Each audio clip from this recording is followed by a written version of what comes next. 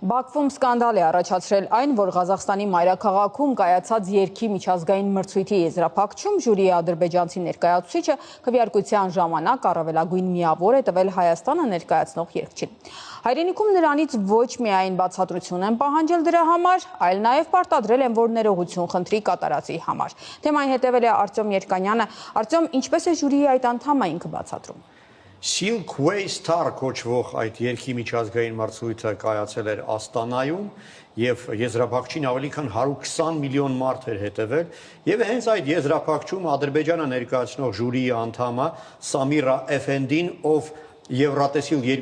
2021-ի մասնակից էր, բարձրագույն 12 միավոր էր տվել Հայաստանի ներկայացուցիչ երգիչ Սարո Գևորգյանին, բայց այստեղ ուզում եմ ընդգծել, նրան ոչ թե գերադասել է մյուսներից, այլ բոլորին տվել է 12 միավոր, այդպիսով հավասարեցնելով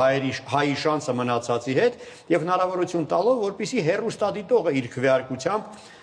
ընտրի լավագույնին։ Սարոն շնորհակալություն է հայտնել, իջել է բեմից, մոտեցել է ադրբեջանուհուն, գրկել նրան